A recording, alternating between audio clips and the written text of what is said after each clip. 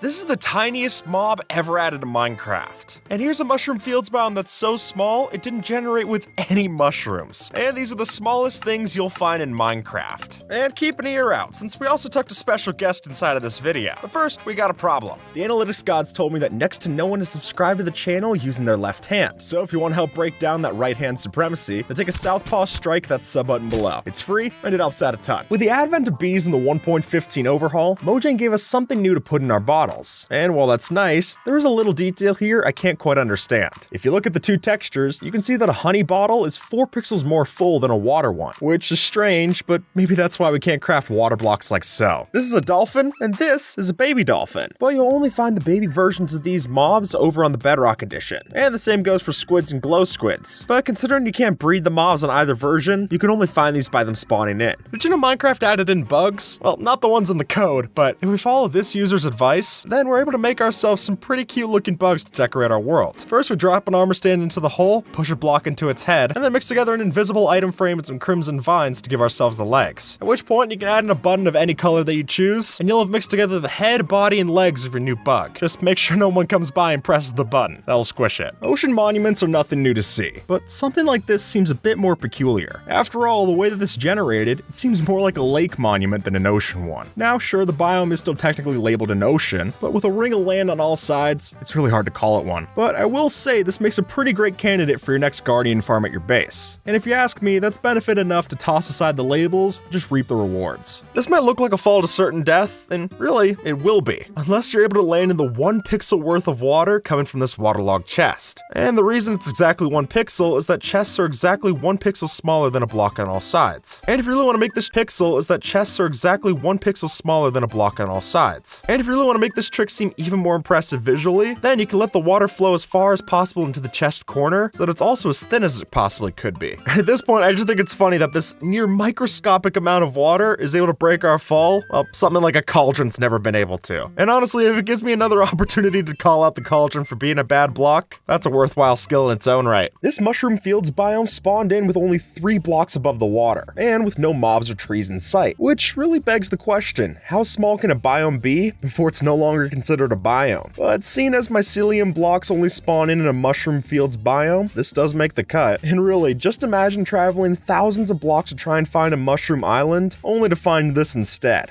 Ouch. Because lily pads are rendered so thin, if you were to run on top of a row of these, you'll notice that the particles that you give off from your feet are actually the water particles instead of the lily pads. Which I actually think makes sense. It's like your feet are splashing up water instead of splashing up parts of the lily pad. While you get the most experience from cooking ancient debris in a furnace, you know what gives you the least amount of experience? Well, sure enough, if you're cooking up your chorus fruit or your kelp in a furnace as an XP farm, you're wasting your time. Considering that these items can give you an average of 0.1 experience points. And sometimes that means they'll give you no XP at all. And considering dried kelp isn't even that great of a food source, I don't think this is worth doing in the first place. Steve's ability to crawl into small spaces is a definite game changer. But with that newfound ability, Mojang intended for a few different limits. Like, for example, how you're not able to move from a 1 block tall space to a 0.5 block tall space using a slab. After all, the player isn't exactly a contortionist. But if we place snow layers in a stack like such, we can just happen to get in a space as thin as the slab would allow. So if the caves aren't claustrophobic enough for you, this might do the trick. The cauldron might be the ugly duckling of the Minecraft world. And while we've talked about its many shortcomings before, this one recently caught my attention as well. Even though we can place a whole bucket's worth of water in this thing, it still doesn't allow for the Riptide enchantment on tridents, which would be fine if Riptide also didn't work on waterlogged blocks. But as you can plainly see, even standing on the virtual puddle that we have on top of a waterlogged chest, you're able to launch yourself just the same as standing in the ocean. When you fly with an elytra, you're able to fit through a 1x1 space. And a setup like this with multiple rings that get progressively smaller and smaller will prove that, especially if you're flying faster. At that point, it's hard to even tell what a ring is, let alone if you're flying through it. And then if you add in having to turn into the rings, that'll also greatly increase the difficulty. But by increasing the difficulty like that, it does make it a more impressive skill to learn. So if you're looking to show off your elytra course to your friends next time you're flying through on the server, this is a good way to do it. Unless we're talking about the secret killer rabbit, the bunnies in Minecraft are nothing to be afraid of. Though someone at Mojang disagrees. Because when Ravagers were tested in Snapshot 18W43A, these pillager monsters were afraid of rabbits. Which is a fun Easter egg, but unfortunately, Jeb confirmed in a tweet that it was removed to maintain the beast's lore. If you watch closely, you'll notice that in Bedrock Edition, Steve actually actually blinks. But in Java, that's not the case for Steve, Alex, or any of the new skin variants added in. And thank goodness, it's pretty creepy to watch. With the armadillo coming to Minecraft, it's time that we give it something to eat too. And that's what this user thought when they made this termite mound for the armadillo. But I know what you're thinking, we don't exactly have termites in Minecraft, and that's why this is so ingenious. Because by just using melon seeds inside of an invisible item frame, from far away, they look like the bugs. And I think that's just adorable. You can even rotate them to add extra character. Very nice.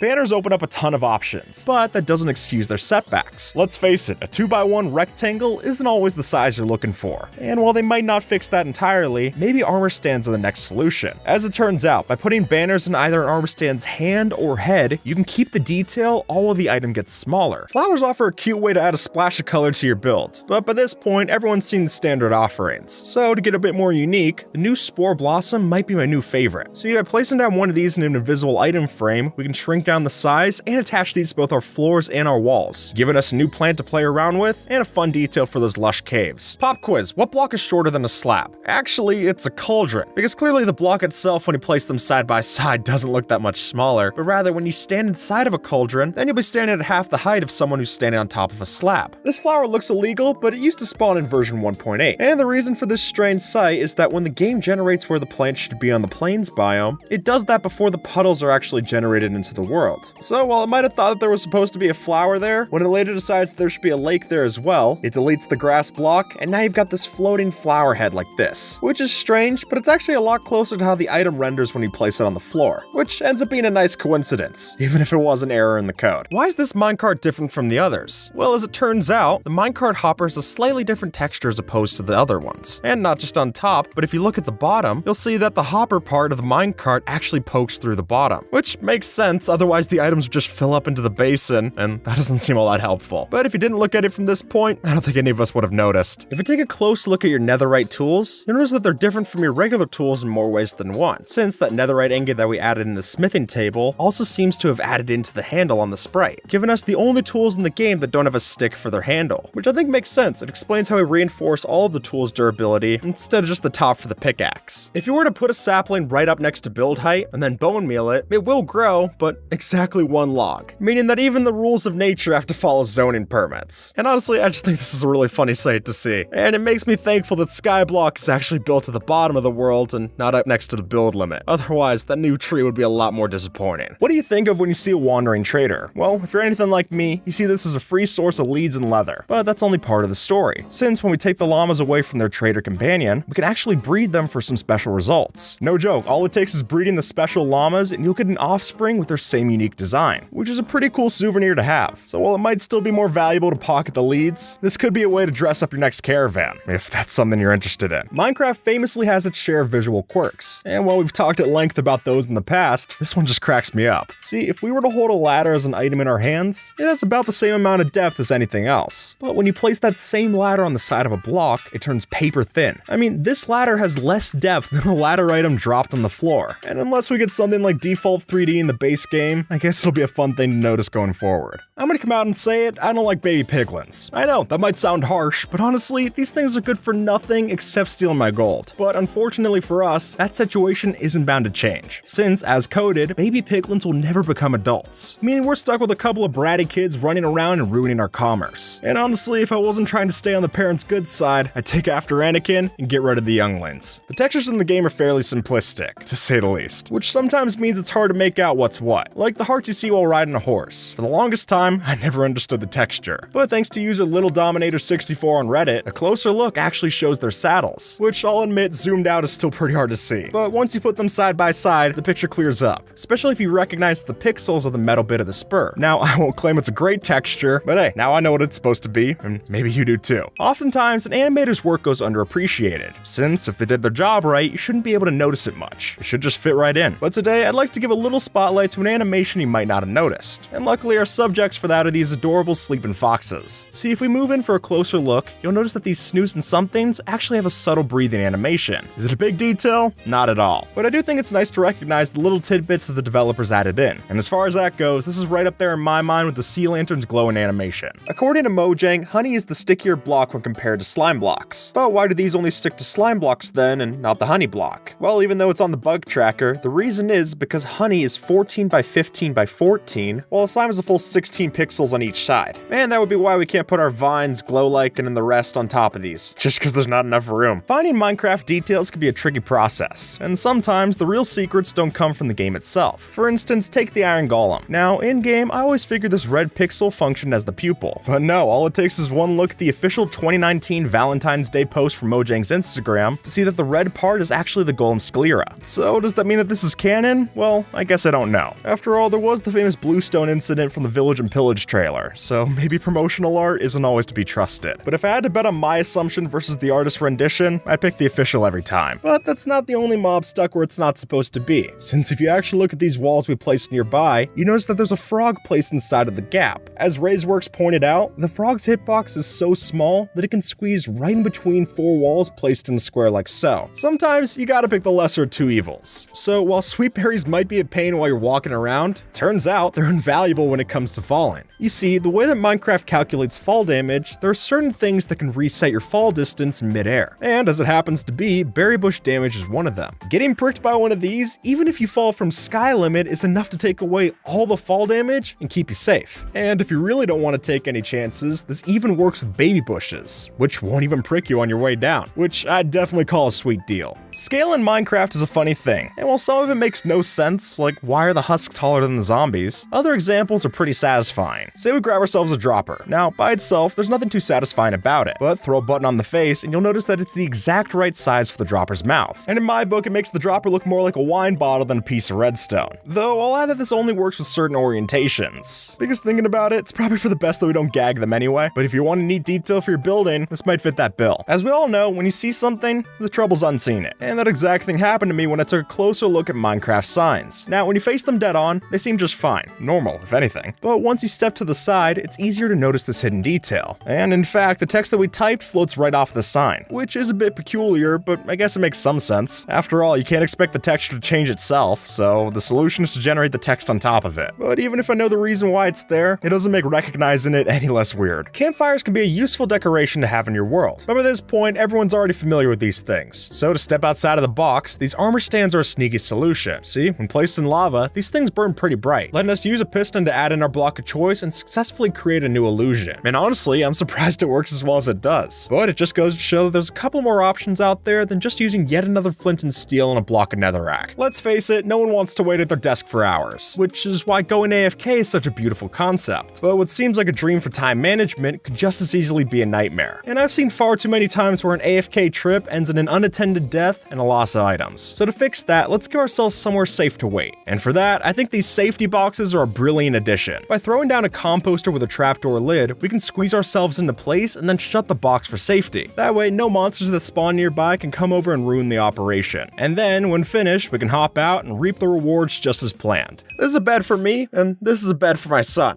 Or it sure looks like that, because by using some sneaky armor stands like this, we can shrink down our regular items to a much more manageable size. And with just that, we'll have ourselves a child-sized bed and a child-sized chest to keep all their items. Just don't try to open it up, then the illusion will fall apart. Plains biomes make for great locations for building. Just there you get lush grass, flat surfaces, and an overall nice atmosphere for your base. But there is one problem point you're sure to notice. Say you're placing the blocks as a foundation for your new house, laying them out in a row, only to have your flow interrupted by a measly flower. Since tulips, unlike the neighboring grass, have their own persistent hitbox, meaning we can't just place our blocks as we please, which means most of the time we see these, they're just going to be a roadblock to your building flow. As you'll notice, the cartography table has the same texture as the dark oak planks, which means that if we mix one of these cartography workstations into our table like so, it'll look as if we've placed different items on top of the table. And I think that's a really neat effect, especially if you don't have item frames on hand. Or really, even if you did have item frames, there's no way that you're putting 3 items in the same frame, so this is something special for sure. Here's how to make TNT completely safe, since even though a prime TNT might explode like this regularly, if you were to ignite the TNT and then put it onto a half slab, then the amount of blocks that it actually blows up gets significantly smaller. In some cases, only the slab explodes, which is a lot better than the chain reaction we were looking at otherwise. So if you want to explosion-proof your base and you don't have obsidian, then this deal proves that you might be better half off. Baby piglins are an annoying mob for sure, and while that's true in all versions, it seems particularly apparent in the Bedrock edition. Over here, we can equip the toddlers with a full set of armor and a sword, and that turns these bratty kids into something a lot more sinister. But if you try this, just don't give them a gold sword, otherwise they'll pocket that like any other ingot. Here's how to crawl through a half block space. Now in Java, we're just gonna hit hit our head on the slabs. It's a roadblock. But in Bedrock, not only does the boat go through, but us along with it, which could make for a great secret entrance if your friends don't know this trick themselves. After all, we're going through a space even thinner than what a trapdoor would do. Now, endermites are pretty annoying, but this is an easy way to get rid of them. Since they're so small, they actually just suffocate in soul sand. Oh, that's so cute. Look at him go. You're gonna have to look closely for this one because witches actually have small mouths that are made underneath their nose. You'll notice that there's 2 pixels worth of mouth underneath the witch's nose. I'd love to. You'll see when it drinks a big head potion. went in the way. Invisible item frames open up a whole range to creative mode building. And while we could fill a whole video just with ideas for those, one of my favorites might just be using these on bushes. By doing this, we can not only add some sparks of color to your hedge maze, but also create our own kind of bushes, whether that's rose, berry, or something entirely new. If you're looking for the fastest way to mine in Minecraft, then you're gonna need this on your leggings. Since even though dive mining's become less popular since its inclusion, with the addition of the Swift Sneak enchantment, now it's worth doing again, because the name's misleading. It doesn't just give you a swift sneak, but also gives you a swift crawl. And with Swift Sneak 3 on our leggings, we can get some real speed while we're mining in a 1-block tall tunnel. So as long as you don't have claustrophobia, it's worth adding to your to-do list. At the very least, it gives you a reason to go down to the ancient cities, because if we're being honest, the recovery compass isn't worth it. Minecraft is famous for some wild and wacky hitboxes. And if you don't believe me, then look no further than the minecart. In this scenario, the cart cannot go pass along this rail while the block is placed like such, which seems a bit strict, but I guess it makes sense. That is, until you break that block and place one here instead, and then the whole argument's out the window. Just like platform 9 3/4, this cart just magically phases through the wall. And that's stuff for a muggle like me to wrap my head around. Every time that you see a hopper, there's a hidden cost of 5 iron ingots and a chest. But what if I told you that a way to cut down on this is just use the chest and forget the hopper? Instead, alternating like this lets us cut down on how much iron that we have to spend. And the hoppers and chests will still flow the way that we're used to. So if you haven't yet set up that iron farm, this would be the choice that I'd pick for you. If you build your cow farm like this, you're doing it inefficiently. And instead what you should do is you should bait your cows into a 1x1 hole like this with a hopper and a chest underneath them. So that, when you continuously breed them, that entity cramming limit's gonna kick in, and after you have 24 cows in your farm, eventually it'll start to kill off the other cows, and you'll have a fully functional automatic farm without even needing that big of a footprint. Steve's technology isn't exactly high-tech, so if you're tired of the dark ages and want to bring your realm into the information age, why not try this? By throwing a gradient banner like this on a shield, you can get a pretty convincing cell phone when it's placed in an item frame. And while I doubt that T-Mobile has coverage on your server, this might be a nifty detail to add to your next desk. With the removal of the Firefly in 1.19, the baby turtle still remains the smallest mob in Minecraft. With the help of glowing sacks and gray dye, we can make our signs look like they're screwed down to the wall. All we need to use is this Unicode symbol called the bullet point, and we'll get that convincing round shape, which if we then type our text in the middle of the sign, it's gonna look a lot more important. And it should get your friends to pay attention to the message, so long as they don't die at a different color. Minecraft trees don't usually have branches, so let's fix that. With the help of hidden armor stands, you can add in little log details to your tree trunks.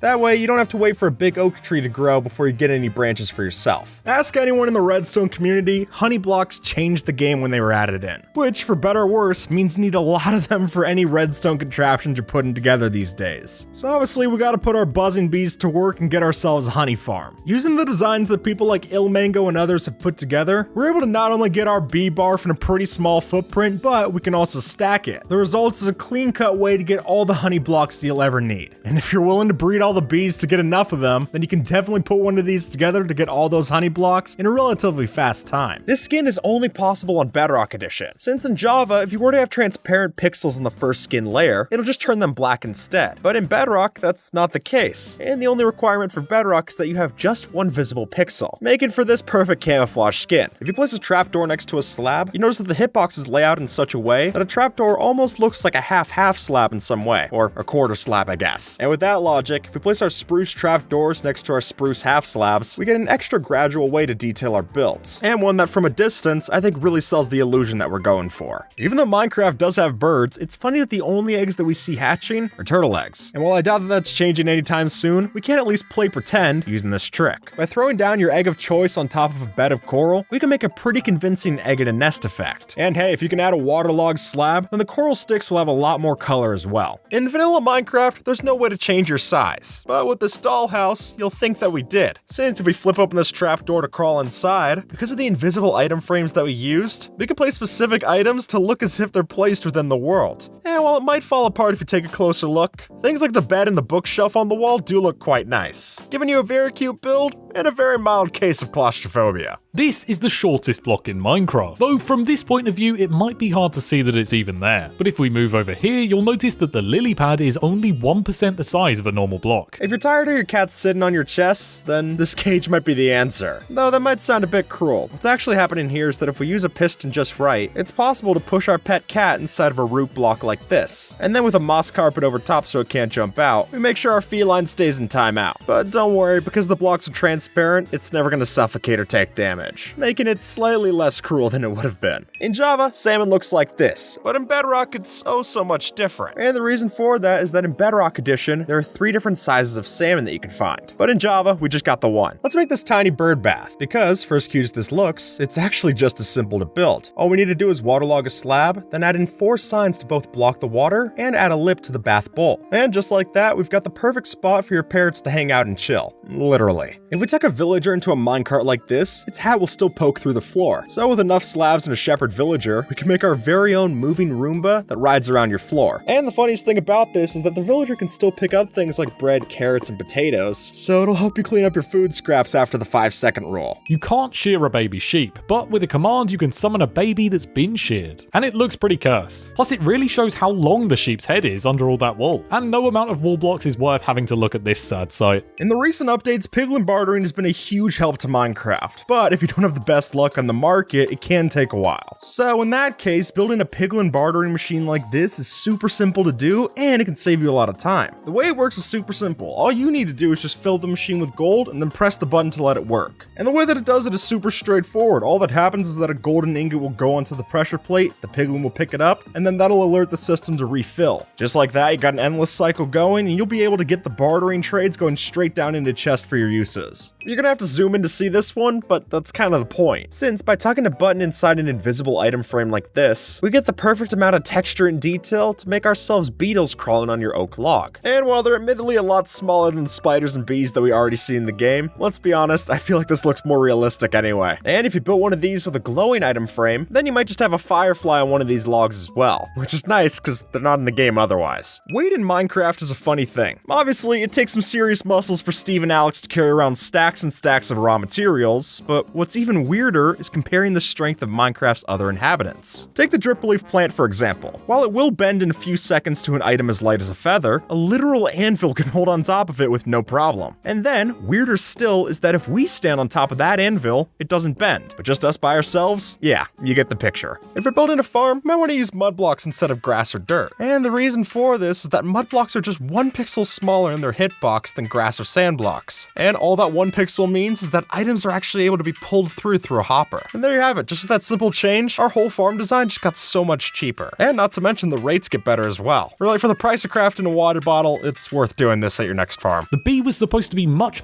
smaller. As shown in this official video put out by Mojang, an early design for the bee would have had it closer in size to the baby turtle. But that's still more appealing than its first design. And when you can't tell if you're looking at the bee's front or its rear, you know you've got to change the look. Abandoned mine shafts are fairly common, but this one seems particularly rare. Now, normally we'd expect these mine shafts to be down in, well, the mines, but this one happened to spawn all the way up inside of an iceberg, which is even weirder when you consider that this type of behavior should only happen in mesa biomes. And this iceberg feels like the complete and total opposite of that biome. Though at the very least, this does give us some extra daylight outside to keep that spider spawner from giving us any trouble. If you take an extra close look at the top of the bone block texture, you can find this hidden design that starts to peek out. And honestly, the idea to tuck a skull inside of the bone block is maybe a little barbaric, but also pretty funny to see. In science, perpetual motion machines are just a hypothesis. But in Minecraft, it's as simple as 8 rails placed together like so. Since by building a square of regular rails like this, if you place a minecart on top of the slope, it'll continue to go around and around the loop, never slowing down. And to make things funnier, you put an entity inside, and that just makes the whole thing speed up. Gold tools aren't exactly known for their durability, or rather, they are, but not for good reason. But have you ever wondered just how bad they are? Well, apparently, it only takes one snow golem to find out. See, if you dig the snow under a snow golem's feet, your golden shovel won't even last 4 seconds before it shatters. And I know gold's soft in real life, but snow is too, so that just seems pathetic. Spiders don't touch the ground. Ever. We all know that they can climb walls, but it's physically impossible for them to touch the ground. Looking from the side in perfectly normal conditions, you'll notice that they actually float. I don't know know why they float. Maybe the creators just didn't notice because of how tall the player is compared to a spider. With just a wooden shovel, we're gonna make your door look 10 times more realistic. Since by changing the grass that's underneath the door to a grass path, now it'll finally have that small gap underneath that'll make it look like a real door. Because at least in real life, if there's no gap underneath the door, it's not opening that much. So this will fix our ones in Minecraft, all while being insanely simple to do as well. How do we get this fish inside of a block? Well, silly as it may seem, the answer is actually pretty cheap. All we have to use is a waterlogged chest, an item frame with a map, and then place a glass block over top. And if we follow the steps just like this user lays out, we'll be able to get our own tropical fish inside of our blue glass aquarium. Or rather, should I say a fish bowl, because at this point, it's pretty small. But I think that adds to the charm, and it's definitely worth building in your next base. Little details can go a long way to beefing up your build. So while your friend might just stop at building a nice looking base, you went the extra step with this. As you can see, invisible item frames are the solution. Throw a couple banners into place, and it can add a fun detail to any mailbox that you place outside your house. It's not exactly a letter from Hogwarts, but the thought still counts. If we were to tuck this birch trapdoor into the corner, then you'll notice that the white inside of the texture makes it into a pretty great bed for your dog or your cat. And at that point, just add in an item frame with some food nearby, and I think this will make for the perfect spot for your pet pal to hang out. This is my pet parrot, but it needs a cage. And since it's so small, it doesn't need a whole pen like regular animals, but it can also fly, so the fence isn't that helpful. Enter the scaffolding block. With a single scaffolding like this, it looks like a wooden bird cage, and it has just the right amount of room for a parrot to sit snug inside. And even when they're in the cage, they'll still have plenty of room to dance when you put on the chirp music disc. We can wait for this build hack to load in, but the truth is, it never will, because that's the whole point. And by mixing together an invisible item frame with a goat horn like this, we can use a command block that constantly updates it so that it rotates and creates this loading screen animation that we see here, which can be great for making your friends think they have a bad internet connection, or it might just be useful to have for the next time you set up a new map and you need something for the players to see while you get everything ready. And really, so few of the Minecraft textures are animated, so it's nice to see us make do where we can. Say, for example, you're looking to get yourself up on top of a second floor, but there's no staircase or ladder in sight. Well, if we closely examine this button, we can see that's not an issue. By giving that a press, a slime block will pop out of the floor and launch us to wherever we need to go. It's hidden, it's sneaky, and it's definitely fun to use. So really, if you haven't taken the time to put together a hidden slime block launcher, what are you waiting for? It's not a big investment to make, and if you don't have any use for it yet, then you should probably find one. It's just that fun to put together. If you have trouble fighting mobs at night, then you might want to brew up some weakness potions. Since surprisingly so, these can render a lot of mobs completely useless. And you'll see as much if we use it on a zombie. They will still do their attack animation, however, you don't even receive a damage tick or a knockback when they do it. And folks, that's on hard difficulties. And it's not just zombies either. This will happen for slimes, spiders, and even silverfish. And perhaps my favorite yet, if you use a weakness potion on a cave spider, that'll prevent it from poisoning you too, which really makes these ankle biters seem a lot less intimidating when you use it like that. From here, this just looks like a smoker, but as soon as we add a lever on top, then it starts to look like an old television set. And granted, we might have to do what this user suggests and squint really hard to see it, but I think for a set piece in an old living room, this can definitely do the trick. And with that, folks, YouTube thinks that you might like this video, so see if they're right and have a good one,